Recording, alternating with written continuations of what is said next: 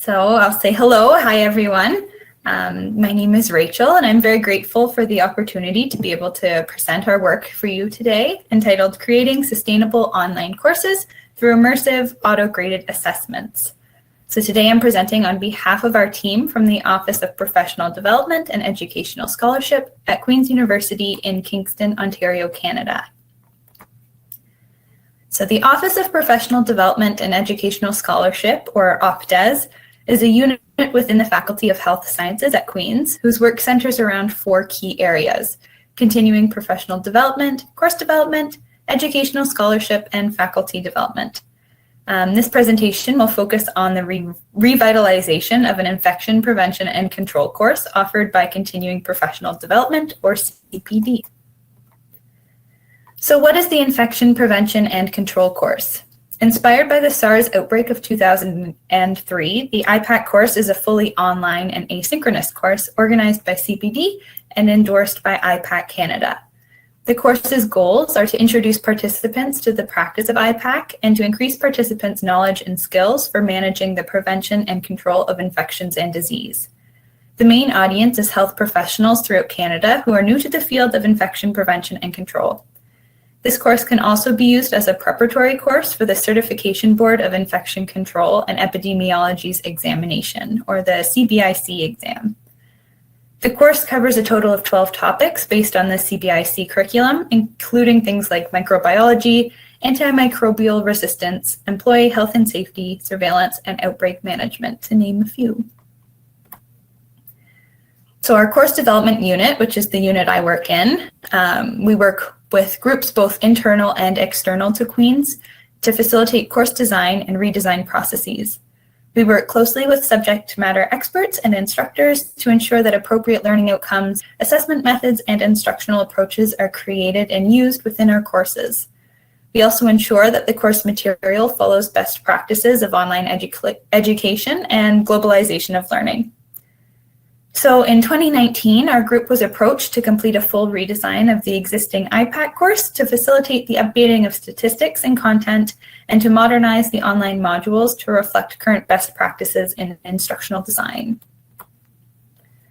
So during this redesign process, the COVID-19 pandemic ensued. Consequently, in the spring of 2020, there was a large spike in interest in the course. Given the world we were living in, IPAC principles were a very topical and important subject that many practicing health professionals needed to be aware and comfortable with. As a result, there was a need to ensure the course could accommodate increased frequency of offerings and increased course enrollment in each offering. So typically, increasing enrollment can be easily accomplished with a fully online course. However, one of the biggest roadblocks for this specific course were the assessments. So initially, the assessments for this course consisted of knowledge-based written assignments that had a large focus on problem solving and real-world application. So while this type of assessment lends itself well to developing the participants' knowledge and skills for managing the prevention and control of infections and disease, they are also very resource and time-intensive to grade. Additionally, assessments in the course were fast-paced and frequent, resulting in about 1 assessment a week. Finally, as there are no teaching assistants assigned to this course, all of the assessments had to be marked by the instructors, many of whom are practicing clinicians. With more interest in the course, this meant more resource and time-intensive grading by busy clinicians who are trying to concurrently manage the challenges posed by the COVID-19 pandemic. So these barriers made it impossible to increase enrollment without changing the current assessment structure. Ultimately, this meant our course development group was asked to revisit the assessments to adapt the current knowledge-based assessments to realistic case studies that included contextual application questions and could be automatically graded. A key component of the assessment redesign was considering the type of learners who would be enrolled in the course and how we could structure these new assessments to be as effective as possible while incorporating pedagogical theory. So as mentioned earlier, the course audience is largely healthcare professionals who are new to infection control. A recommended prerequisite for the course is that participants have obtained at least a registered nurse credential, a bachelor's of science, or a medical lab technician certification. So we wanted to ensure our assessments aligned with the key principles of adult learning theory. With this group, we know that most of them are workers first and learners second. And the work commitments of these learners, especially during a pandemic, emphasized the importance of keeping the time commitment for assignments quite low without compromising on quality. It was also important to keep the course and assignments asynchronous, allowing the learners to work at their own pace and in a self-directed manner.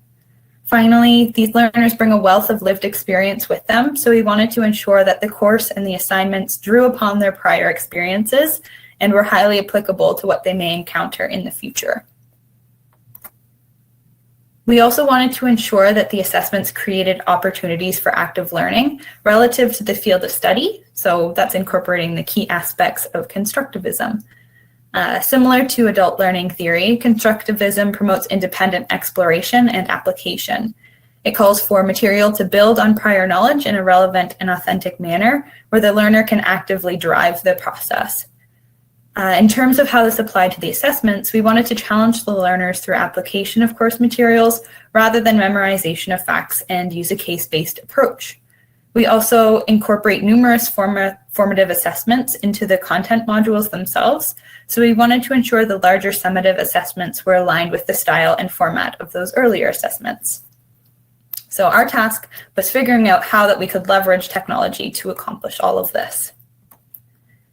So from this, we proposed the development of scenario assessment modules, or SAMs. These SAMs would be built in Articulate Storyline 360. The SAM would review a clinical scenario and contain questions embedded throughout that could be auto-graded.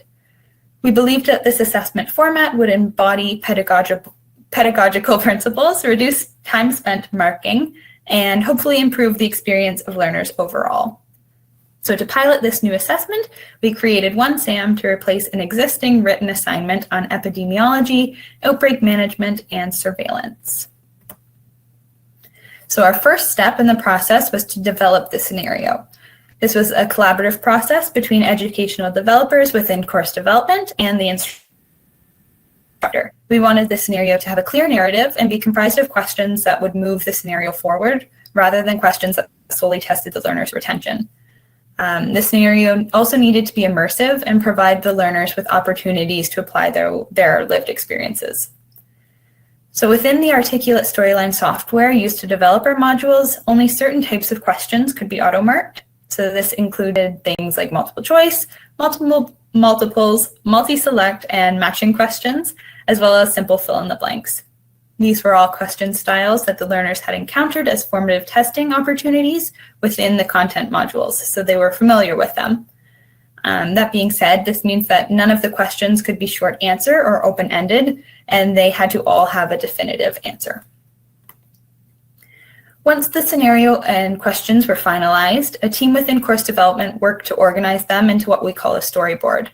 So this allows us to lay out how we envision the module to look and create effective narrative flow between scenario context and questions.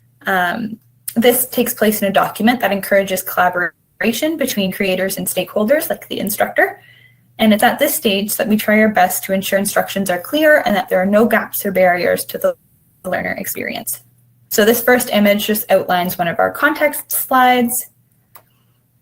And the second image shows how we would plan out the questions. Okay, so once the storyboard is finalized, it's sent to our team of graphic designers and LMS specialists to be built in Storyline 360. The production team is what we call them. They give the module a streamlined and cohesive look and feel while ensuring that all appropriate accessibility standards are met. So this includes making sure all graphics have associated alternative text, that the modules can be used through tab or keyboard navigation, and that font style, size, and color contrasts either meet or exceed the requirements of the Accessibility for Ontarians with Disabilities Act. So once our module has been produced, it goes through multiple iterations of review and testing. At this stage of the process, our main focus is on functionality and user experience. So we check to ensure that all of the different questions and interactions are functional. So on the slide now is just an image of kind of the produced version of what you saw on the previous slide. And here's the produced version of a question slide. So once the produced module has passed all of our stages of quality control, we test how it will actually function in the LMS. So specifically, we wanted to test whether we could link the auto grading in the module directly to the gradebook in OnQ. OnQ is built in the Brightspace Desire to Learn environment and is the main LMS used at Queen's University. So to test the module, we placed it in what's called a sandbox course shell and had multiple individuals on our team enrolled as fake students. In OnQ, there are 3 options for pulling grades. You can take the student's first attempt, the highest attempt, or the average of a certain number of attempts. Because this assessment module was meant to mimic a marked assignment, we made the decision to only take the first attempt on the pilot. Once we were satisfied that the module was linking with the LMS properly, we were ready to offer the new assessment module to the learners. So this assessment module was implemented in fall of 2020, and some initial feedback was gathered from course discussion forums, general course feedback surveys, and conversations with the instructor. While some learners enjoyed the streamlined and problem-based approach taken in the SAM, other learners were skeptical. They expressed some difficulty navigating the scenario module and found that some of the questions were difficult to interpret. They also shared their frustration that the SAM could only be completed once. Occasionally, we also received feedback that the correct grades were not automatically pulled to the LMS gradebook. However, right away, the instructors liked that there was way less time spent on marking. This meant they could spend more time teaching or guiding the learners. And this also supported learner discussion and questioning. So learners were actively using the course discussion board to ask meaningful questions related to the assignment and collaborate with their peers. So based on learner feedback, we made 4 main changes to our first pilot. First was the addition of a SAM information video. Our LMS gives us the option to lock certain artifacts until specific tasks have been completed. This meant that we could lock the SAM until the learners watched the information video. And this video would walk the learners through module navigation and gave some solutions for the common questions or struggles that we were receiving. Next, we included a learner identification slide within the module that was able to display the learner's name with their received grade. Learners were prompted to take a screenshot of their name and grade for their records, just as a backup. We wanted to address the challenges learners were experiencing with their grades linking to OnQ in another way as well. So after collecting feedback, it was determined that many of the learners were closing the SAM without completing all of their responses. So the act of them actually closing the SAM was being counted by the LMS as their attempt and submitted as their official grade. We adapted the assignment instructions to make it clear to learners to complete the entire SAM in one setting, as they would with a normal test. We adjusted the LMS to pull the highest attempted grade rather than the first attempt, so learners could have multiple tries until they were satisfied with their results. And we also changed the settings of the module so that when learners leave the module, they don't have the option to resume where they left off, but rather it will restart the module from the very beginning. Finally, we were able to introduce instructor-led and interactive town hall sessions. The completion of the SAM resulted in deeper thought and increased questioning from the learners, so many of them shared a desire for increased instructor engagement. Because the instructor no longer had to mark the assignments for their week by hand, they were able to virtually meet with the learners and answer any of their questions. Okay, so on this slide, we wanted to take a few minutes to show you exactly what this looked like once it was put all together.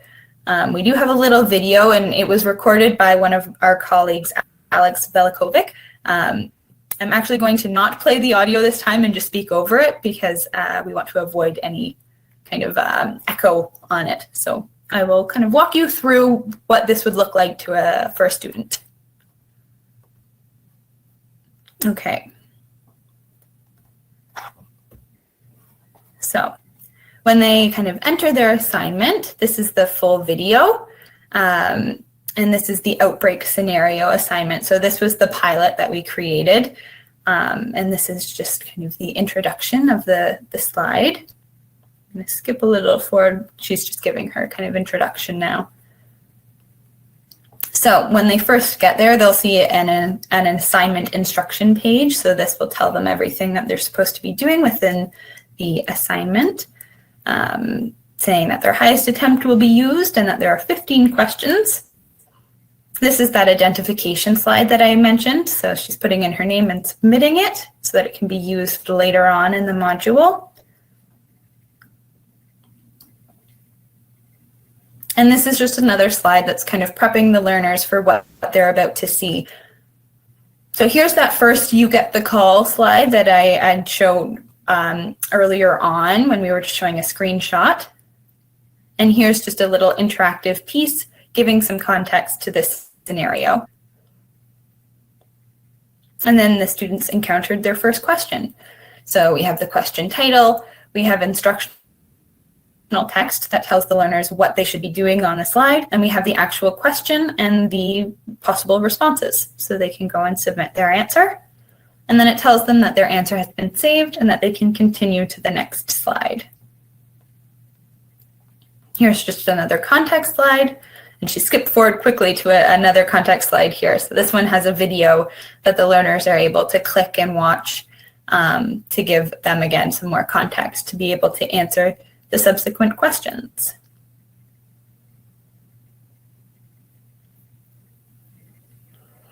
So there's another question. She's answered it and will submit it. And so I think at this point she zooms ahead to kind of show you another one of our features.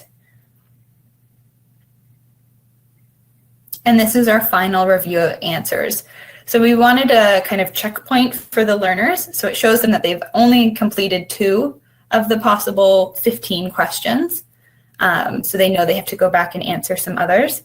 And another feature was that instead of letting them navigate forward, because they didn't answer all of the questions, they're only able to navigate backwards into the module. So I think at this point, Alex goes and she quickly answers the rest of the questions for us so we can see what the next slide looks like. So now all of her answers are complete. And here's the final slide where it shows her grade that she's received, kind of on this results side. So it has her name and their grade, and then she can take a screenshot of that for her kind of record in case something down the line messes up. Okay. So that's our demonstration. Rachel, you have 3 minutes more. Yeah. Perfect. So the success of the first SAM ultimately led to the development of 2 more for this course, with the interest and potential to build more in the future. So this auto-grading functionality of the LMS enabled us to drastically increase the course offering. So both cohort size and the amount of course offerings per year were able to increase without the requirement of hiring TAs, leading to a 400% increase in program graduates. So this is about 500 students enrolled per term. While some learners did express challenges with the difficulty level of some of the questions, the rigorous assessments verified that they did meet the expectations of the IPAC endorsed program and that they will be appropriately prepared for the certification exam. By providing the learners with multiple attempts to complete the SAMs, this allows them to further solidify their understanding and application of course content, and allows for that independent exploration piece of learning outlined in constructivism. Instructors reported being elated to have less marking as a result of the auto-grading, which enabled a better investment of their time into interactive town hall discussions.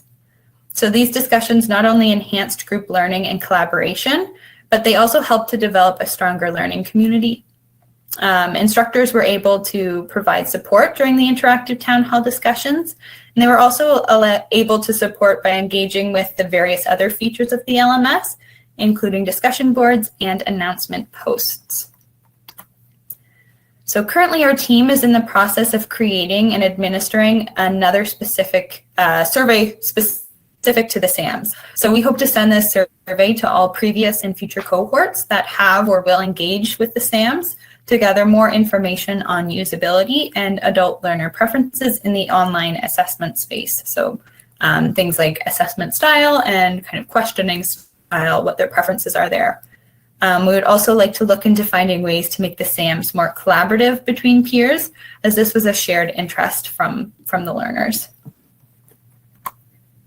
Okay, so we've created a showcase demonstrating some of our unit's work on various external projects, such as the IPAC course. I'm going to share a link with you now, and you should be able to explore a few of the slides found within the Outbreak Management SAM. So if you navigate to the Check Out Our Storyline Showcase tab, you should see an option labeled IPC, and clicking this will open up the IPC showcase. So I'll just get the link and share that in the chat. I just did that for you, Rachel, so it's in there, ready to go. Wonderful. So you should be able to access that and kind of play around with the showcase. And I'll just pull up this and bring us to our last slide. So this brings us to the end of the presentation, and I hope that you enjoyed it, and I thank you for your time. And so I'll open up the floor for any questions.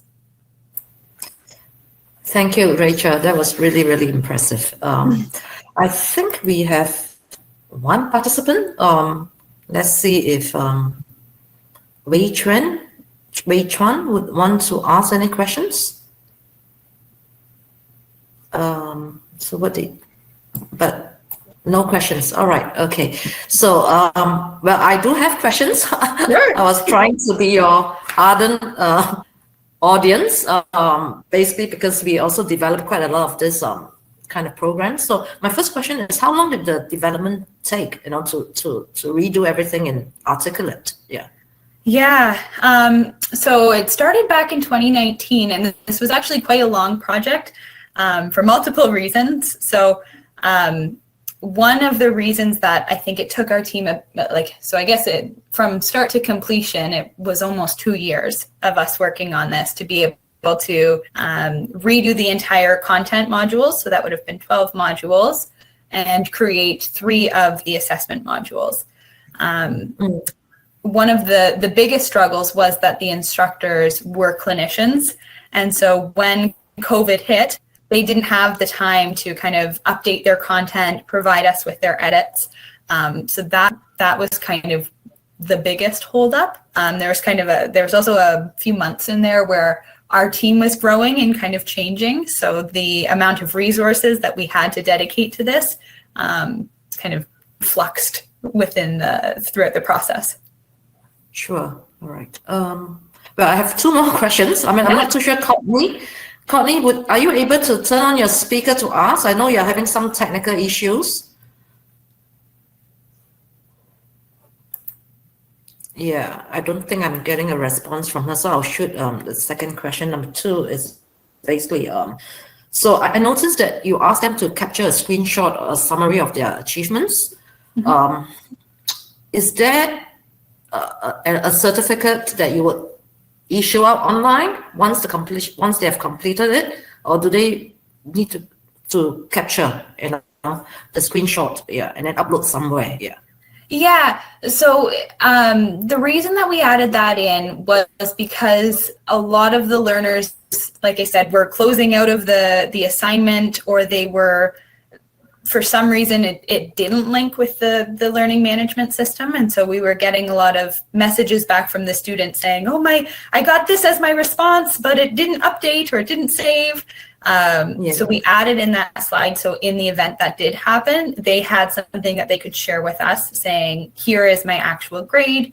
This is what I completed. And then somebody on the back end would go into the LMS and update their grade in the system there. Right, that's really good. Thank you. The last question is basically, is it the progression of the scenario-based learning, is it linear or is it adaptive? Yeah, so we wished that it was adaptive. Oh, okay, yeah. In this case, it was linear.